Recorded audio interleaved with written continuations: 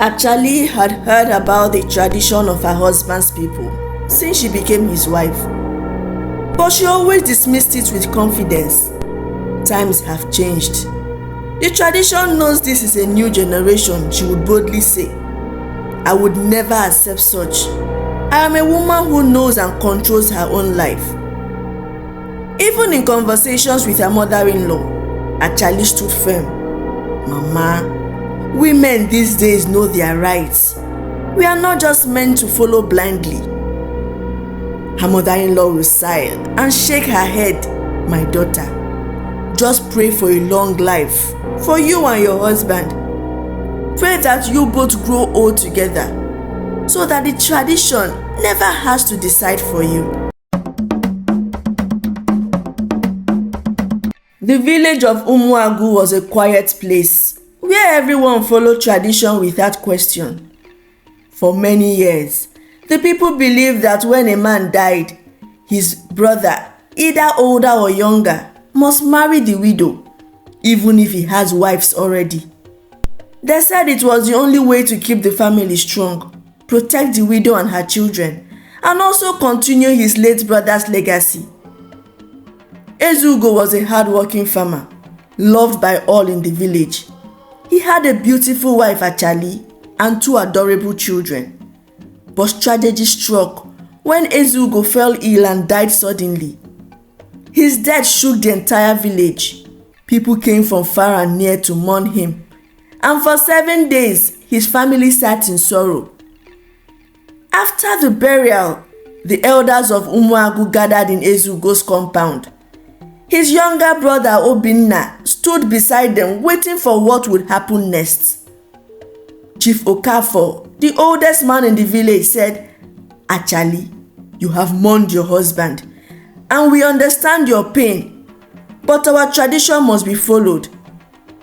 Obinna, your husband's brother, will take you as his wife. Achali looked up with tear-filled eyes. I cannot marry Obinna, she said firmly. The elders looked. Some women whispered among themselves. No widow had ever refused before. Obinna stepped forward. Achali, I will take care of you and the children. It is our way. My brother's spirit will not rest if you do not accept. Achali shook her head. I loved Eze Ugo with all my heart. I cannot just forget him and marry another man. It's not even up to 2 months since Eze's demise. One of the elders yelled, He is not another man. He is your husband's brother. Same blood, same thing. If you refuse, it means you are rejecting our ways, said Chief Okafor. This will bring shame and calamity to you and your children. I hope you know that. Achali wiped her tears and raised her chin. I am not rejecting our people. But should a woman not have the right to decide whom she wants to marry and when? A murmur spread through the crowd. Some women nodded, while others shook their head. You must think about this carefully, said Chief Okafor. We will return in 3 days. By then, you must accept.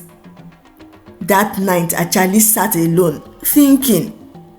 She remembered how her late mother-in-law told her that women in their village had no say in their future. Suddenly, she heard a knock on the door.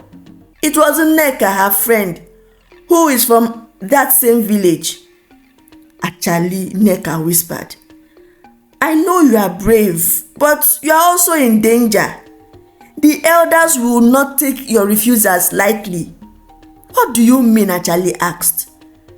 I heard that if you refuse again, they will force you, Nneka said. It's believed that if a widow will not agree, she must be taken by force. My uncle's wife told me that. You really have to be smart about this decision you are making. Achali's hand trembled. I cannot marry Obinna. I do not love him. Then you must leave this village at once, Nneka said. Achali's eyes widened. Leave? How can I? My children are here. Nneka drew closer to Achali and whispered, My mother's sister stays in the next village. You know her. Mama Ejima, I think you should go there. She can hide you. Don't worry, I will speak to her about it. Achali thought for a long time. Could she leave everything behind? 3 days later, the elders returned with Obinna. The villagers gathered to watch and hear Achali's final decision. Chief Okafor stepped forward. Achali, so what is your answer? Achali took a deep breath. I will not marry Obinna.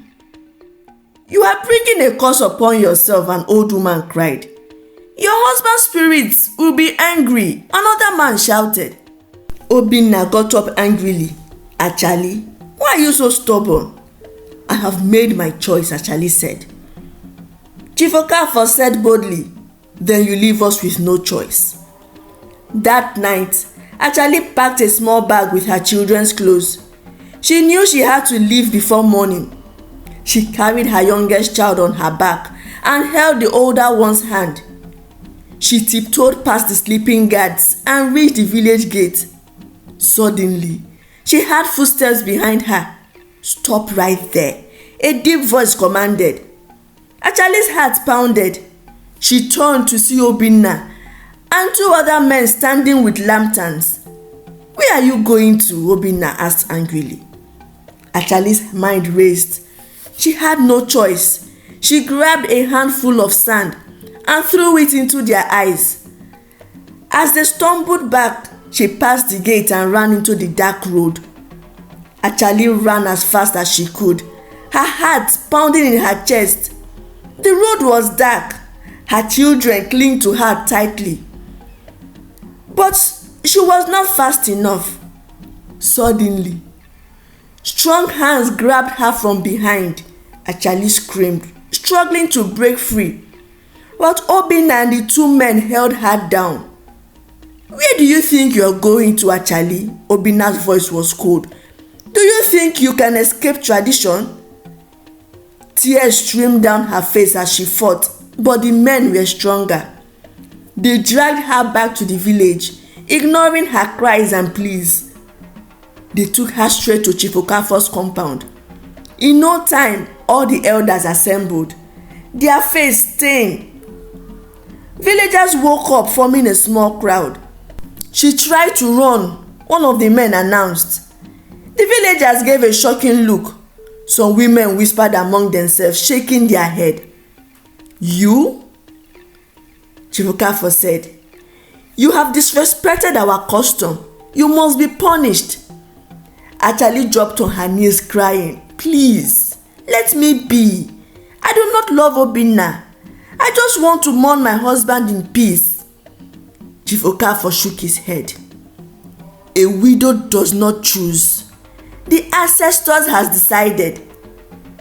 The women in the village surrounded Achali, took her children from her and pulled her up. Prepare her for the marriage rite at once, one of the elders said. For 3 days, Achali was kept inside a small hut, guided by older women.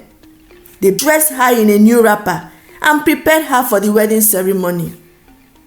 Achali refused to eat. She refused to speak, and no one even cared. On the 4th day, the wedding was held in the village square. The drum beats were loud, and the people danced, celebrating what they called a great union. Achali sat in the middle, her eyes dull and empty. Obinna stood beside her, smiling proudly. The village priest poured palm wine on the ground, calling upon the spirit of the ancestors to bless the marriage. Then he placed a cup in Achali's hand. Go and give your husband to drink, the priest commanded. Achali's hand trembled as she lifted the cup. Her heart screamed, but her lips remained silent.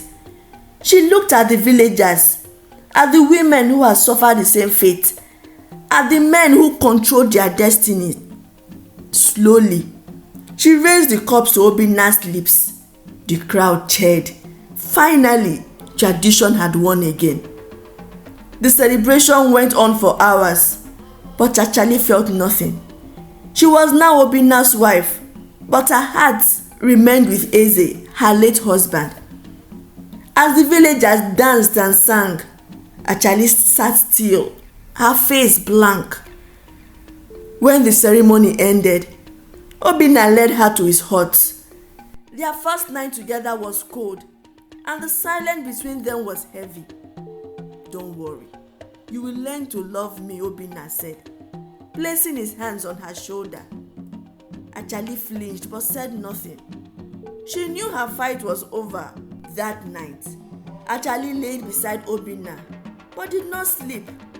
Her mind raced with thought of escape, but the village was watching her closely. Any attempt to run will only bring more shame upon her and her children. She turned to the side, staring at the hut. In her heart, she made a silent vow. "I may be trapped by tradition, but I will not let it break me." But even with that vow, Achali had no choice, and she had to live and respect the tradition.